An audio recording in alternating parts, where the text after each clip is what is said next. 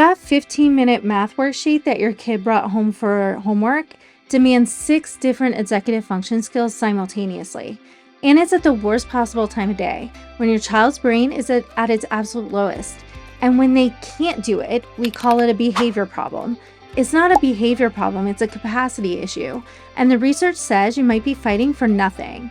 Hey there, I'm Amanda Armstrong with over 20 years in the classroom, and I'm a mom to 4 school-age boys. This is the final week of our Back to School series, and we're ending with the one that may be the most controversial: homework. Let's get into it.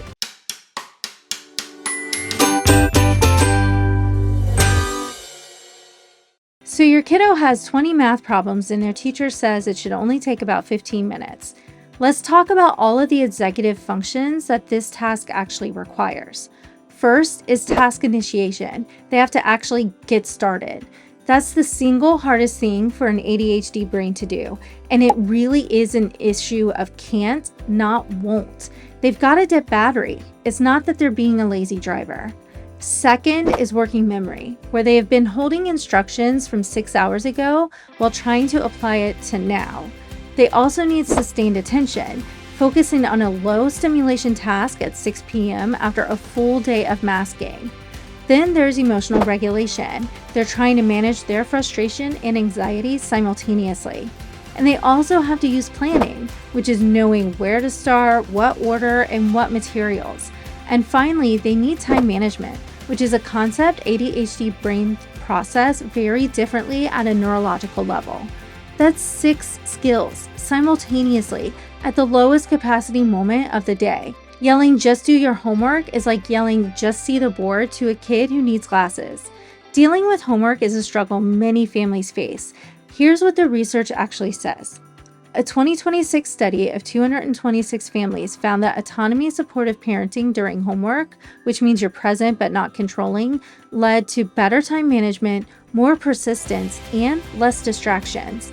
Controlling the homework session made it much worse. In other words, the homework task, like practicing multiplication tables or reading a passage and answering questions, may not actually matter much academically. What matters is the 30 minutes you spend next to your kid doing it. That's where the real learning actually happens, and most parents are accidentally sabotaging it by over-controlling. So let's reframe homework. First is to think of yourself not as a tutor, but as an external executive function system.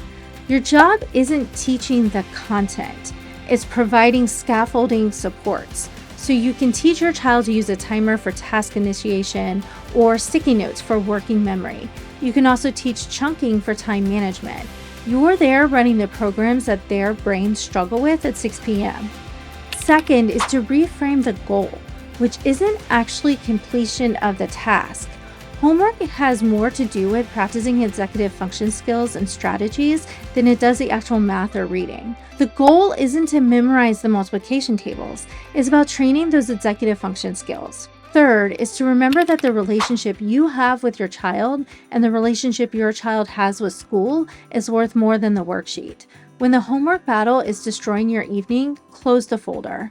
A lot of elementary school teachers give the full week's worth on a Monday, and you have until Friday to get it done. If it doesn't happen tonight, it just doesn't happen tonight. Even if it's a Thursday, you can always send an email and ask for some more time.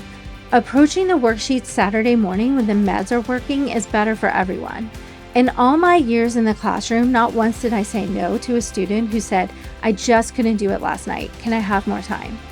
I know that you may encounter a teacher like that who says no, just like your kiddo may encounter a supervisor who's like that when they're an adult. This is where perspective taking and knowing that sometimes you just have to take a loss and move on is gonna happen. But honestly, the worksheet won't matter in 10 years. Your relationship with your child will, and your child's relationship with their teacher and with school is more important than that worksheet. So here's my homework framework. First is timing. Wait until 30 to 45 minutes after the school reset, which we talked about last week. You can go check out the video to learn the framework for right after school. Homework time should also not be before bed. Running out of time or becoming dysregulated before bed is just always a really bad idea. Find a window that allows enough time to reset from the day and get the work finished before winding down for the rest of the evening. Second is to use a chunking of time method. Don't chunk a time block for more than the child's age in minutes. So if you have an 8-year-old, you want to chunk an 8-minute work time period and then a 3-minute break. And make sure to use a timer that they can actually see. The promise of a break keeps the focus for longer, and the entire homework session actually ends up faster. Third is to use the body double method. So you sit at the table and do your own work, not helping them and not hovering. You're just present. Your regulated presence is co-regulated. This is that autonomy supportive approach that the research says actually works. And finally, make sure you have an exit ramp. Before starting, agree on when it ends. 25 minutes max. If you're not finished, we'll do another session after dinner. The certainty of an ending time reduces anxiety, which actually improves focus, which means they often finish faster and they end up not having to need another session to complete the assignment. I understand that even with all of these strategies, homework just may not work for you and your family due to the manifestation of your child's neurodiversity. If homework is a nightly crisis and there's full-blown meltdowns every night, there are legitimate accommodations you can request in your IEP, EP, or 504. You can ask for reduced volume. The accommodation would sound something like students completes 50% of assigned problems. You can also ask for a time cap. That would sound something like the student works for 25 minutes, parent initials what was completed.